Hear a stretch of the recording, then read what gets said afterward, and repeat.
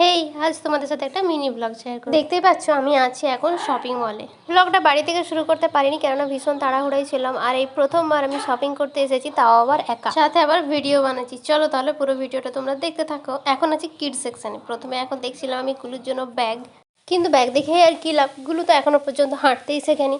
এদিকে ছিল কিছু সফট টয়েস, এগুলো দেখছিলাম কিন্তু একটাও নিইনি, কেননা ওর বাড়িতে এগুলো ভরপুর আছে। আমি এসেছি আরও প্রায় 1-1.5 ঘন্টা আগে। আমি এসে নিজের জন্য কেনাকাটা সমস্ত কিছু করে ফেলেছি, যেগুলো আমি তোমাদের সাথে শেয়ার করিনি আর এখন করবও না। তার একটা কারণ আছে, কেননা এটা হচ্ছে আমার দুর্গাপুজোর শপিং।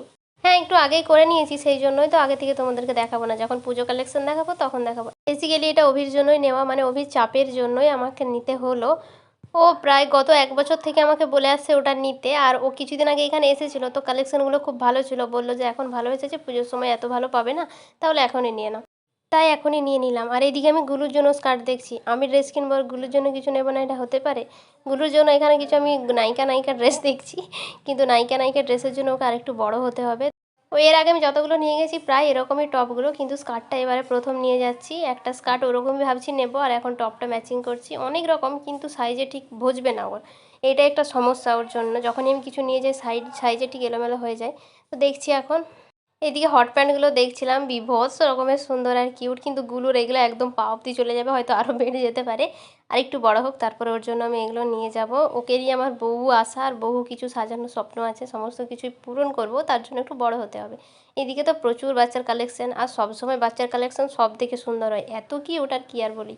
এবার নিচ্ছিলাম একটু জুতো, কিন্তু মনের মতো জুতো ঠিক পেলাম না, আর কালার অনুযায়ী পেলাম না। ও যেহেতু হাঁটতে পারে না, তাই চটি টটি নেওয়া যাবে না, এরমই দেখছিলাম, কিন্তু পছন্দ ঠিক হলো না।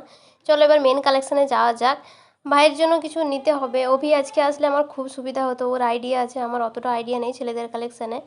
ওর আজকে আমার সাথে আসার কথা ছিল, কিন্তু হঠাৎ একটা কাজ পড়ে যাওয়ায় ও আসতে পারেনি, তাই আমাকে একাকেই আসতে হয়েছে। তাই এখানে যারা স্টাফ আছে ওই দাদাদের হেল্প নিয়েই কাজ চালাচ্ছিলাম। এখন আমার কেনাকাটা হয়ে গেছে, বিল করছি।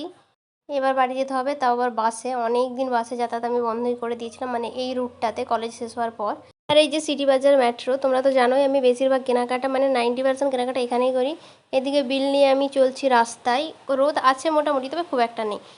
এখন বাসে উঠে গেছি, বাইরে থেকে দুর্গন্ধ আসছিলো, তাই আমি নাকটা এখন চেপে রেখেছি।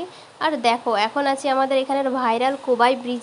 আর তোমরা শুধু ভিউটা দেখো, কি দারুণ লাগছে, মনে হচ্ছে এখনই কিন্তু বৃষ্টি নামবে। বাড়ি যেতে আমার একটু সমস্যা হয়ে যাবে, বলতে বলতে বৃষ্টি টুকটুক পড়তেও শুরু করে দিয়েছে।